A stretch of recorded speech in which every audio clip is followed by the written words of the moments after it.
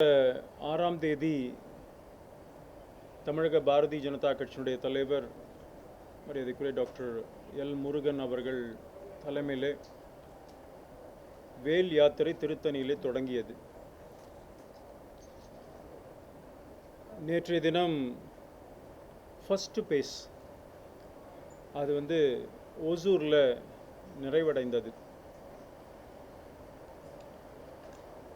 ஆனால் இந்த வேல் யாத்திரை தடுக்கப்பட வேண்டும் என்று சில கட்சிகள் அறிக்கைகள்லாம் விட்டாங்க.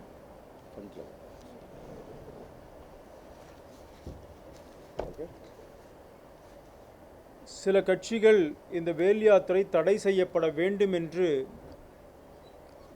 அறிக்கைகள்லாம் விட்டாங்க. அவங்க அதுக்கு சொன்ன காரணம்,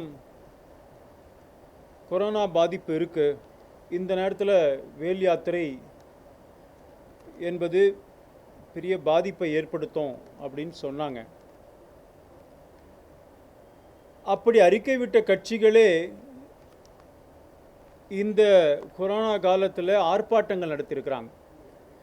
திராவிட முன்னேற்றக் கழகத்துடைய கூட்டணி கட்சியை சார்ந்தவர்கள் அவர்கள், சிபிஎம்மாக இருக்கட்டும், விடுதலை சிறுத்தைகளாக இருக்கட்டும், அவங்கெல்லாம் அறிக்கை விட்டாங்க. ஆனால் விவசாய அந்த சட்டத்திற்கு எதிராக நாங்கள் அதை எதிர்த்து ஆர்ப்பாட்டம் பண்ண போகிறோன்னு சொல்லிட்டு பண்ணாங்க. அதில் காங்கிரஸ் கட்சி கலந்து கொண்டது, திமுக கட்சியை சார்ந்தவர்கள் கலந்து கொண்டாங்க, விடுதலை சிறுத்தைகள், கம்யூனிஸ்ட், அவங்க கூட்டணி மொத்தமாக கலந்துக்கிட்டாங்க. நூற்றுக்கணக்கான பேர் ஒவ்வொரு கூட்டங்களிலும் போராட்டங்களையும் பார்த்தோம், தொலைக்காட்சியில் ஊடகங்களில் வெளிவந்தது. அதுக்கு போலீஸ் பர்மிஷன் கொடுத்தாங்களான்னு தெரியல, கொடுக்கலன்னு சில இடங்களில் நம்ம பார்த்தோம். ஆனால் கொடுக்கலன்னு சொன்னால் அவர்கள் எப்படி அனுமதிக்கப்பட்டார்கள் என்பது புரியல. அவர்கள் மீது காவல்துறை என்ன நடவடிக்கை எடுத்தது?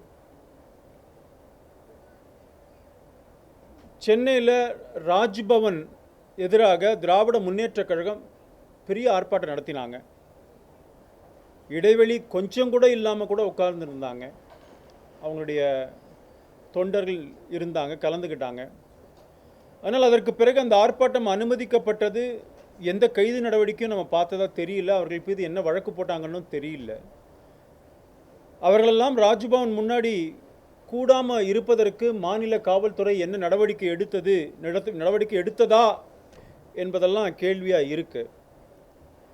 இது திமுக கூட்டணியை சார்ந்த கட்சிகள் மாத்திரமல்ல, நேற்றைக்கு கூட முதலமைச்சர் அவர்கள் செல்லுகின்ற அந்த ஊர்களுக்கெல்லாம் அனைத்து இந்திய அண்ணா திராவிட முன்னேற்றக் கழகத்தினுடைய தொண்டர்கள் பெருவாரியான எண்ணிக்கையில் கலந்துக்கிறாங்க. அப்படி அவர்களெல்லாம் கலந்துக்க இவ்வளோ நூற்றுக்கணக்கான தொண்டர்கள் வருகிறார்கள். அவர்கள் மீது கேஸ் போட்டிருக்கா அப்படின்னு சொன்னால் போட்டதாக நாங்கள் செய்திகள்லாம் பார்க்கல. அமைச்சர்கள் பல இடங்களுக்கு செல்லுகிறார்கள். செல்லுகின்ற அமைச்சர்களெல்லாம் கூட்டமாக இருக்கிற அதிமுக அந்த கூட்டங்களில் கலந்துக்கிறாங்க. அங்கெல்லாம் கொரோனா பாதிப்பு வருமா வராதா என்பதை பற்றி அவங்க தான் சொல்லணும். பீகார் எலெக்ஷனில் அதை ஒத்திவைக்க வேண்டும் என்று வழக்கு தொடரப்பட்டது உச்ச நீதிமன்றத்தில். ஆனால் உச்ச நீதிமன்றம் இந்த காரணத்தை கொண்டு கொரோனா, அதனால் பீகார் எலெக்ஷனை ஒத்தி வைக்கணும்னு வழக்கு தொடரப்பட்டது. அந்த வழக்கை தள்ளுபடி செய்து இன்றைக்கு பீகார் எலெக்ஷனே நடந்து முடிஞ்சிருச்சு. திராவிட முன்னேற்றக் கழகத்தினுடைய கூட்டணி கட்சியை சார்ந்தவர்கள் சொல்கிறாங்க, பாரதிய ஜனதா கட்சி அரசியலையும் ஆன்மீகத்தையும் கலக்குது, இந்த வேல் யாத்திரை அரசியலுக்காக பயன்படுகிறது என்று சொல்லியிருக்கிறாங்க. எனக்கு சில கேள்விகள் அவங்ககிட்ட இருக்கு. கலைஞர் அவர்கள் முதலமைச்சராக இருந்த பொழுது இன்னைக்கு திமுகவுடைய துணை பொதுச் செயலாளர் அந்தியூர் செல்வராஜ் அவர் அமைச்சராக இருந்தார். அப்போ அவர் பண்ணாரி அம்மன் கோவிலில் தீ மிதித்தார். அதை காட்டு மிராண்டித்தனம்னார் கருணாநிதி அவர்கள். அந்த இடத்துல திமுகவுடைய மற்ற கூட்டணி கட்சிகளோ அல்லது அண்ணா திமுகவோ அன்றைக்கி அவருடைய நம்பிக்கை அது, அதை அவர் நிறைவேற்றிருக்கிறார். அரசியலுக்கும் இதுக்கும் என்ன சம்பந்தம் இருக்குது, நீங்கள் அதை நீங்கள் விமர்சிக்கிறீங்க அப்படின்னு கேட்டதாக தெரியல. சமீபத்தில் ஸ்டாலின் அவர்கள் ஒரு திருமண விழாவில் கலந்து கொண்டு திருமணச் சடங்குகள், இந்து திருமணச் சடங்குகளை ரொம்ப கொச்சையாக விமர்சனம் பண்ணியிருக்கிறாரு.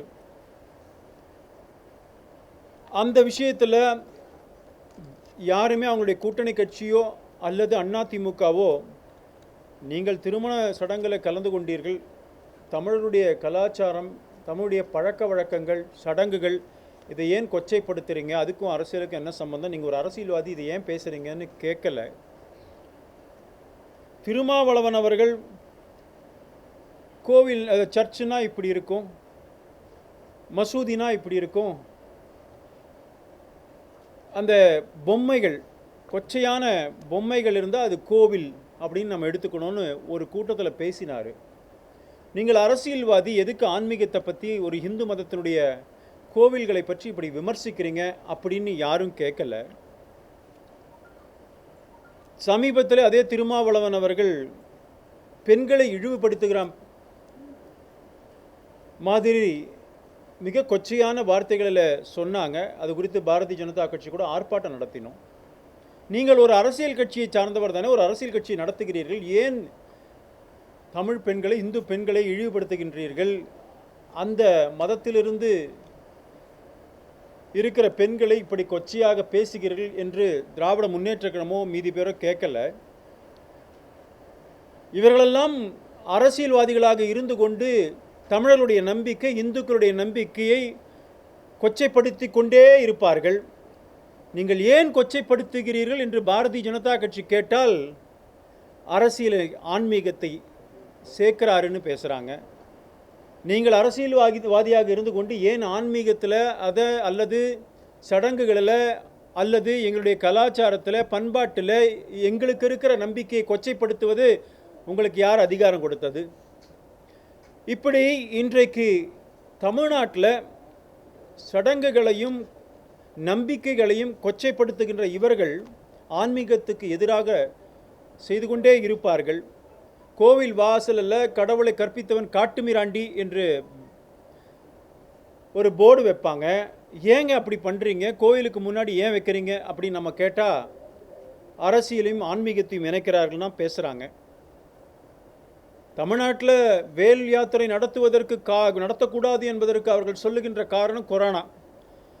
ஒயின் ஷாப் நடந்து கொண்டிருக்கிறது படுஜோரா. அதுவும் ஒவ்வொரு மாதமும் வழிகாட்டு நெறிமுறைகளை மாநில அரசாங்கம் வகுக்கிறது, அறிவிக்கிறது. 10 நாளைக்கு ஒரு தடவை, 15 நாளைக்கு ஒரு தடவை ஒயின் ஷாப்போடைய காலம், அந்த டைம் இன்க்ரீஸ் பண்ணிகிட்டே இருக்கிறாங்க. இப்போ 10 மணி வரைக்கும் எக்ஸ்டெண்ட் பண்ணிட்டாங்க. தியேட்டர்கள் திறக்கப்பட போகிறது, திறந்தாச்சு. இப்படிலாம் இருக்கும் பொழுது எனக்கு ஒரு கேள்வி, பாரதிய ஜனதா கட்சி நடத்துகின்ற வேல் யாத்திரையில் எங்களுடைய மாநில தலைவர் கலந்து கொள்கிறார் என்று சொன்னால் எல்லா மாவட்டங்கள்லையும் தமிழக அரசு, காவல்துறை, பாரதிய ஜனதா கட்சியுடைய தொண்டர்கள் அந்த கூட்டத்தில் கலந்து கொள்ளக்கூடாது என்பதற்காக ப்ரிவென்டிவ் அரெஸ்ட் பண்ணுறாங்க. அங்கங்கே அந்தந்த ஊர்லேயே அரெஸ்ட் பண்ணுறாங்க. அது மாத்திரம் இல்லைங்க, நேற்றைய தினம் கூட எங்களுடைய தலைவர் டாக்டர் முருகன் அவர்கள் ஓசூர் போகிறார் சென்னையிலிருந்து. சென்னை பகுதியில் இருக்கிற மாவட்டங்களில் அவருக்கு வரவேற்புனா பெரிய ஆர்கனைஸ்டு வரவேற்பு கூட கிடையாது. கட்சிக்காரங்க ஒரு 50 பேர் 100 பேர் இருந்து கையை காட்டுறாங்க, அவ்வளோதான். அவங்க கைது செய்யப்பட்டிருக்கிறார்கள். காஞ்சிபுரத்தில் கைது செய்யப்பட்டிருக்கிறாரு. வேலூரில் அந்த டோல் பிளாசாவில் நின்று தலைவரை ஜஸ்ட்டு காவல்துறையினுடைய அனுமதியோடு பிரம்மாண்டமாக மேடைகள்லாம் போட்டு வரவேற்பெல்லாம் கிடையாது. தலைவர் அந்த பக்கம் போகிறாரு, தலைவரை பார்க்கணும் அப்படின்னு எங்களுடைய தொண்டர்கள் அங்கே நின்றுக்கிட்டு இருக்காங்க. மாவட்ட தலைவர் உட்பட 250 பேரை கைது பண்ணிகிட்ருக்குறாங்க. அப்போ இந்த கூட்டத்துக்கு போவே கூடாதுன்னு சொல்லிட்டு கைது பண்ணுற நீங்கள், நான் கேட்குற இந்த தமிழக அரசாங்கத்தை, அனைத்து இந்திய அண்ணா திராவிட முன்னேற்ற கழகத்துடைய அரசாங்கத்தை நாங்கள் கேட்கின்றது என்னன்னு சொன்னால், திமுக நடத்துகின்ற கூட்டங்கள் எல்லாம் நீங்கள் அனுமதித்து விட்டு கேஸ் போடுறீங்க. ஆனால் பாரதிய ஜனதா கட்சியுடைய கூட்டங்களுக்கு தடை விதிக்கிறீர்கள். அங்கங்கே அந்தந்த ஊர்லேயே நீங்கள் எங்களுடைய தொண்டர்களை கைது பண்ணுறீங்க.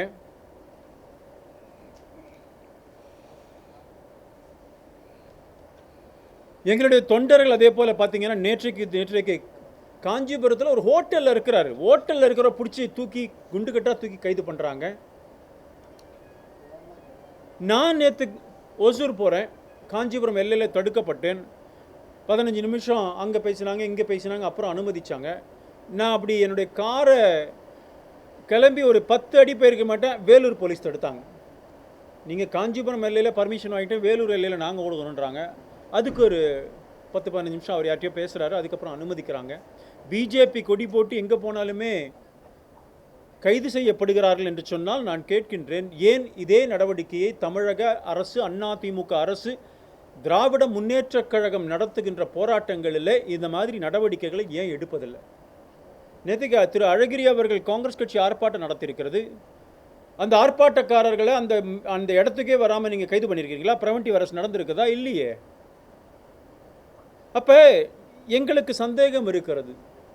மக்கள் என்ன நினைக்கிறாங்க, நீங்கள் 2 பேரும் கூட்டணி கட்சி தானே, ஆனால் உங்களுடைய கூட்டணி கட்சியாக இருக்கிற அதிமுக ஏன் இந்த அளவுக்கு பாரதிய ஜனதா கட்சியுடைய தொண்டர்களை இப்படி நடத்துகிறது அப்படின்னு கேட்குறாங்க. எங்களால் பதில் சொல்ல அந்த கேள்வி நியாயமான கேள்வியாகத்தான் தோன்றுகிறது. எங்களுக்கு ஒரு சந்தேகம் எழுகிறது. இதனால் அதிமுக அரசு திராவிட முன்னேற்ற கழகத்துடைய கூட்டங்களெல்லாம் அனுமதித்து விட்டு, இன்ஃபேக்ட் அந்த கூட்டங்கள்லாம் அதிமுக பேசுவதே அதிமுக அரசாங்கத்தை எதிர்த்து தான். நேற்று மதுரவாயில் அந்த பாலம் திறக்கப்பட வேண்டும் என்று மிகப்பெரிய கூட்டம் முன்னாள் மேயர் தலைமையில் நடந்தது. நீங்கள் தான் போட்டிங்க பத்திரிகையில், எல்லா ஃபோட்டோவும் வந்தது. அங்கெல்லாம் என்ன நடவடிக்கை அதிமுக அரசு எடுத்தது? நான் கேட்க விரும்புவது, அதிமுகவுக்கும் திமுகவிற்கும் இருக்கிற அண்டர்ஸ்டாண்டிங் என்ன? உங்களுக்குள்ள என்ன அண்டர்ஸ்டாண்டிங் இருக்குது? ஏன்னா கொரோனாக்காக கூட்டணி கட்சி பிஜேபியினுடைய கூட்டங்களை கூட்டக்கூடாது என்பது மாத்திரமல்ல, நீங்கள் அங்கங்கே கைது பண்ணுவீங்கன்னு சொன்னால் இங்கேயும் அலோவ் பண்ணுறீங்க. ஏன் திமுக கூட்டங்களுக்கு அனுமதி வழங்கப்படுகிறது அல்லது வழங்கப்படலைன்னா கூட நடவடிக்கை எடுக்கப்படுவதில்லை? நீதிமன்றத்தில் போய் நேற்றைக்கு வாதத்தில் அஃபிடவிட் போட்டிருக்கிறாங்க. டிஜிபி அவர்கள் அஃபிடவிட் போட்டிருக்கிறாரு. இவர்கள் மீறுகிறார்கள், நிறைய பேர் கூட போகிறாங்க அப்படின்னு சொன்னது மாத்திரம் இல்லைங்க, ஆண்டவனுடைய வேலுக்கு ஆர்ம்ஸ் ஆக்ட் இன்வோக் பண்ணுறாங்க. நேற்று ஆர்ம்ஸ் ஆக்ட் வருமா? நம்முடைய தமிழர்களுடைய கடவுள் முருகன் கையிலே வைத்திருக்கிற வேல், அதை கையிலே வைத்து பூஜித்து எங்களுடைய தலைவர் எடுத்துகிட்டு போகிறார். பூஜிக்கப்பட்ட வேல் யாத்திரையில் வேலை கொண்டு போகிறாங்கன்னு சொன்னால் the state DGP says is invoking arms act. ஆச்சரியமாக இருக்குது. இந்து நம்பிக்கைகளை, தமிழருடைய நம்பிக்கைகளை திராவிட முன்னேற்ற கழகம், அதனுடைய கூட்டணி கட்சிகள் தொடர்ந்து செய்து கொண்டிருக்கிறது. இன்னைக்கு அனைத்து இந்திய அண்ணா திராவிட முன்னேற்ற கழக அரசு முருகனுடைய வேல் கம்ஸ் அண்டர் ஆர்ம்ஸ் ஆக்ட் அப்படின்னு சொன்னால், ஆர்ம்ஸ் ஆக்ட் அதுக்கு இன்வோக் பண்ணுவாங்கன்னு சொன்னால் அதிர்ச்சியாக இருக்கிறது. தமிழக மக்கள் தான் அதை பார்க்க வேண்டும். கோவிலில் எங்களுடைய கட்சியினுடைய மகளிர் அணி தலைவி கோவிலில் கும்பிட போயிருக்காங்க, அவங்கள அரெஸ்ட் பண்ணியிருக்கிறாங்க. இவங்களுடைய நோக்கம் சந்தேகிக்க வேண்டிய அளவிலே தான் தமிழக அரசாங்கத்தினுடைய, அதிமுக அரசாங்கத்தினுடைய நோக்கம் இருப்பதாக பார்க்குறோம். அரசியல் ஆன்மீகம் அப்படின்னு சொன்னால் கூட கலக்கக்கூடாதுன்னு பேசினா கூட அரசு விழாக்களில் அரசியல் பேசலாமா என்ன?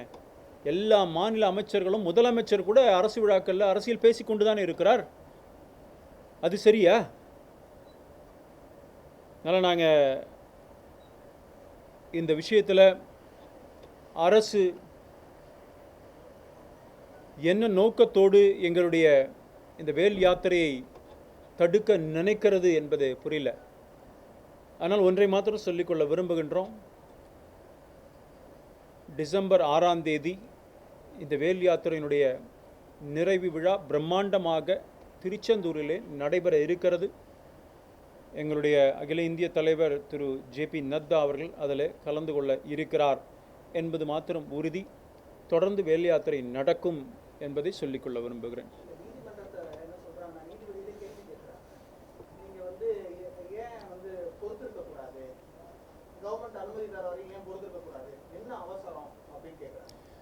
நீதிமன்றம் வந்து முதல்ல போன ஹியரிங் வரும்பொழுதும் சரி, இந்த ஹியரிங்லேயும் நீங்கள் பார்த்துக்கோங்கன்னு சொல்லியிருக்கிறாங்க. You decide, you take a call, அரசாங்கம் முடிவு செய்து கொள்ளட்டும் அப்படின்னு தான் சொல்லியிருக்கிறாங்க. நீதிமன்றம் வந்து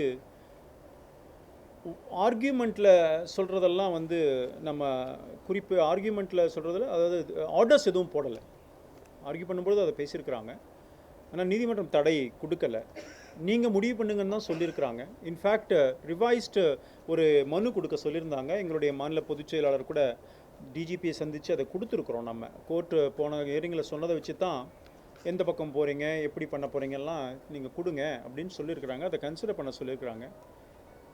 அப்போது அரசாங்கம் முடிவு செய்து கொள்ளலாம் என்று சொல்லும் பொழுது அரசாங்கம் இந்த மாதிரி முடிவு சொல்லுது. நான் என்ன சொல்கிறேன், நீங்கள் உண்மையிலேயே கொரோனாவுக்காக பாடுபடுவர்கள்னு சொன்னால், அதிமுக தொண்டர்கள் இப்படி கூடுகிறார்களே, உங்களை சந்திக்க, முதலமைச்சர் அவர்களை சந்திக்க கூடுகிறார்களே, ஏதாவது வழக்கு போட்டிருக்காங்களா என்ன? திமுக இப்படி கூட்டம், நான் ஏற்கனவே சொன்னேன், திமுகவுடைய கூட்டங்கள் இப்படி நடக்குது, ஏதாவது என்ன நடவடிக்கை எடுத்திருக்கிறாங்க? அதனால் ஆனால் அந்த அதராண்டு எங்களுக்கு இப்படி நடக்குது.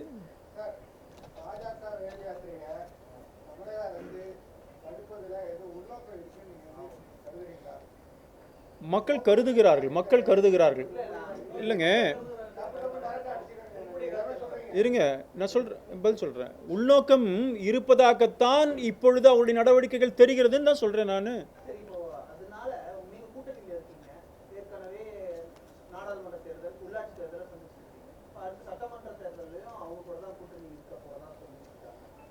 எங்களுடைய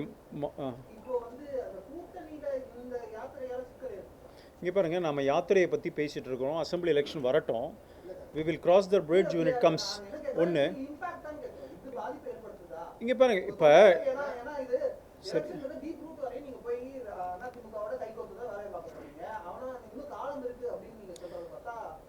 எங்களுடைய தொண்டர்கள் அதிருப்தியில் இருக்கிறாங்க, தேவையில்லாமல் கைது செய்யப்படுகிறார்கள். அவங்க வந்து நான் தான் சொன்னேன்ல, ஆர்ப்பாட்டத்தில் அதை இந்த வேல் யாத்திரையினுடைய யாத்திரையில் கலந்து கொண்டு சாதாரணமாக அவங்களே கலைஞ்சி கூட போயிருப்பாங்க. இப்போ கோவில் உள்ள போன இந்த சிவன் கோவில், பாப்பன் சத்திரத்தில் சிவன் கோவிலில் கோவில் கும்பிட சாமியை வழிபாடு செய்ய போனாங்க. அங்கே போய் உள்ளே போய் அரெஸ்ட் பண்ணியிருக்கிறாங்க. ஹோட்டலில் உட்காந்துருவங்களை அரெஸ்ட் பண்ணுறாங்க. கொடி போட்டால் அரெஸ்ட் பண்ணுறாங்க, கொடி போடலைனாலும் அரெஸ்ட் பண்ணுறாங்க. ஒரு ஓரமாக காரை நிறுத்திட்டா நீங்கள் எங்கே நிற்கிறீங்கன்னு அரெஸ்ட் பண்ணுறாங்க. அவங்க பிஜேபி. நான் செங்கல்பட்டு மாவட்டத்தை சார்ந்தவன். என்னுடைய மாநில மகளிர் அணி மாவட்ட மகளிர் அணி தலைவி. அவங்க வேறு டைரெக்ஷனில் போகிறாங்க. அவங்க காரில் கொடி கூட இல்லை. ஆனால் போலீஸ் வந்தாங்க, பார்த்தாங்க, கையில் இந்த மாதிரி பிஜேபியோட இது ஒன்று வச்சுருந்தாங்க. உடனே கைது பண்ணிட்டாங்க. சம்பந்தமே இல்லை. எங்கள் ஊரில், அதாவது செங்கல்பட்டு மாவட்டத்தில் அன்றைக்கி ரத்தம் கிடையாது, வேல் யாத்திரை கிடையாது. அதுக்கு 3 நாள் கழித்து தான் வரப்போகிறாரு. அவங்க வேறு டைரக்ஷன் சென்னைக்குள்ளே வந்தாலாவது பரவாயில்ல, அன்றைக்கி சென்னையில் நடந்தது, அதனால் சென்னைக்குள்ளே வராங்க, அந்த யாத்திரையில் கலந்து கொள்ள போகிறாங்க அப்படின்னு ஒரு எதிர்பார்ப்பு அல்லது அச்சத்தின் காரணமாக அரெஸ்ட் பண்ணுறேன்னு சொன்னால் பரவாயில்ல. அவங்க சவுத் டைரக்ஷன் நோக்கி போயிட்டுருக்குறாங்க, அவங்கள அரெஸ்ட் பண்ணிட்டாங்க. இப்போ இதெல்லாம் அதிமுக அரசாங்கத்தினுடைய நோக்கம் நிச்சயமாக ஒரு பெரிய சந்தேகத்தை ஏற்படுத்துகிறது.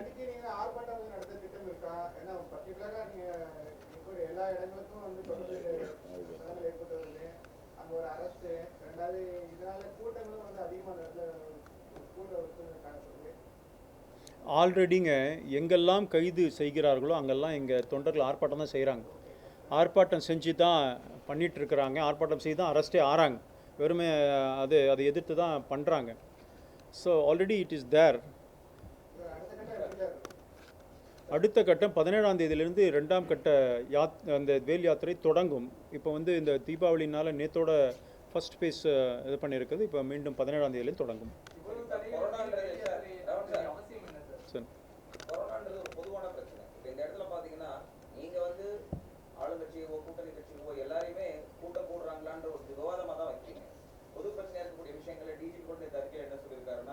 கூட்டத்தில் அந்த பேரணியில் வந்து தலைவர் உட்பட யாருமே சரியான முகக்கவசம் அணையலை, டிஸ்டன்ஸ் கீப் பண்ணல அப்படின்ற மாதிரி குற்றச்சாட்டு வச்சிருக்காரு. இது நீங்கள் நான்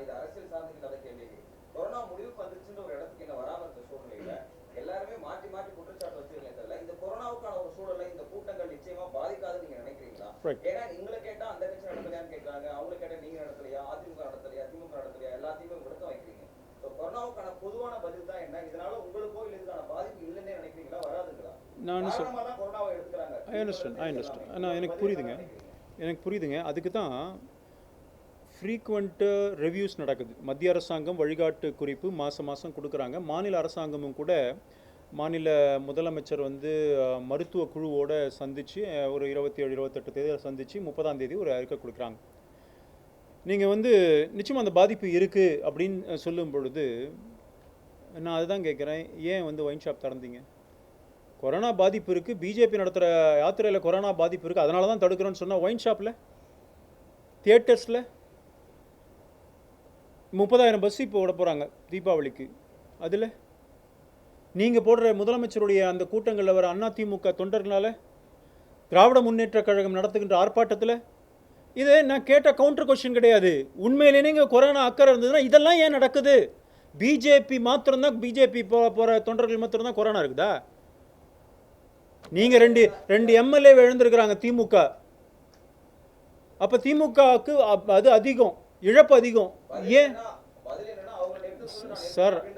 நான் அப்படி சொல்லலை, உங்களுடைய அக்கறையை பற்றி பேசிகிட்டு இருக்கிறேன். அரசாங்கத்துக்கு உண்மை நோ. நான் ஏன் சார் இந்த ஆர்குமெண்ட் ஏன் வைக்கிறேன்னா, நீங்கள் நிச்சயமாக அக்கறை இருக்கும் என்று சொன்னால் அதிமுக அமைச்சர்கள் பக்கத்தில் இதே முகமுடி இல்லாமல், முகக்கவசம் இல்லாமல், டிஸ்டன்ஸ் இல்லாமல் ஆயிரக்கணக்கான பேரை அனுமதிச்சிடக்கூடாது. சரி, நம்ம சொன்னால் பிஜேபிக்காரன் கேட்க மாட்டேங்கிறாயா, திமுக காரன் நாம் எடுத்துக்காட்டாக இருப்போம். முதலமைச்சர் வரும்பொழுது யாரும் வராதிங்க அப்படிலாம் சொன்னீங்களா? நீங்கள் நேற்று பாருங்கள், அவர் ஊருக்கு போகிற இடத்துலலாம் இருக்குது. இப்போ கொரோனா எனக்கு மட்டும் அப்ளை பண்ணுறீங்களா? அதில் தான் அரசியலை நான் பார்க்குறேன். நீங்கள் உங்களுக்கு அப்ளை ஃபஸ்ட்டு பாருங்கள். நீங்கள் இதை தடுக்கிறேன், நீங்கள் என்னவோ பண்ணிட்டு போங்க, நாங்கள் எடுத்துக்காட்டாக இருக்கோன்னு சொன்னீங்கன்னா உண்மையிலே சீரியஸாக இருக்காங்கப்பா அப்படின்னு சொல்லலாம். எந்த இடத்துலையுமே நீங்கள் அதை ஃபாலோ பண்ணலை, என்ன மட்டும் அப்படி சொல்லிட்டீங்கன்னா எப்படி? அரசியல்வாதிகளை தாண்டி யாத்திரைகளை கடந்து தாண்டி இதனால பொதுமக்களும் பாதிக்கப்படுறாங்க. ஏன்னா அவங்க எல்லாமே வீட்டுக்கு தான் போறாங்க. அப்ப நான் என்ன கேட்குற இதே கேள்வியை நீங்கள் அவசியமாக எல்லாரையும் கேளுங்க, எல்லாரும் எடுத்து முடிவு எடுப்போம். இதை பொறுத்த வரைக்கும் வேல் யாத்திரை நீங்கள் சொல்கிற மாதிரி நடத்தாமல் கூட இருக்கலாம். ஆனால் திமுக எங்களுடைய நம்பிக்கையை, தமிழர்களுடைய நம்பிக்கையை, ஹிந்து நம்பிக்கையை கொச்சைப்படுத்தும் பொழுது கேள்வி கேட்டிருந்தா நாங்கள் இதுக்கு வந்திருக்க மாட்டோம். திருமாவளவன் கொச்சைப்படுத்தும் பொழுது கேள்வி கேட்டிருந்தா நாங்கள் வந்திருக்க மாட்டோம். தமிழ்நாட்டில் இத்தனை ஆண்டு காலமாக மாறி மாறி மாறி மாறி எங்களை அடிச்சுனே இருப்பீங்க. ஏங்க என்ன அடிக்கிறீங்க? இவங்கெல்லாம் எங்களை அடிக்கிறாங்க, இந்த மாதிரி கொச்சைப்படுத்துகிறாங்க. நான் நாட்டு மக்கள் மத்தியில் போய் எப்படி சொல்லுகிறார்கள் பாருங்கள். ஜனநாயக ரீதியில் அவங்ககிட்ட போய் இவர்கள் செய்வது நியாயமானு நான் கேட்டால் வலிக்குமா? நான் கேட்குறேன்.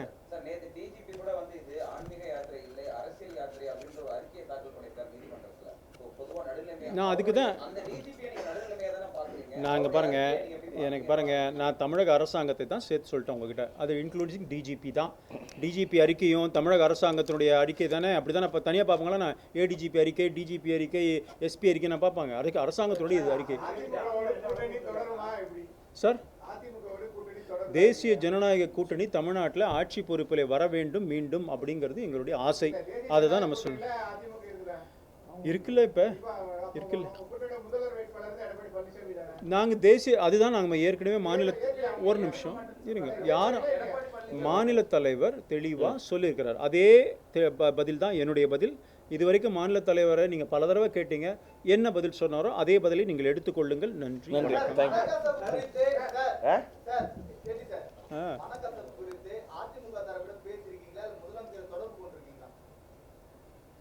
அதாவதுங்க, எந்த அளவில் யார்கிட்ட பேசணுமோ பேசி தான் இருக்கும். அது தட் கேன் நாட் பி.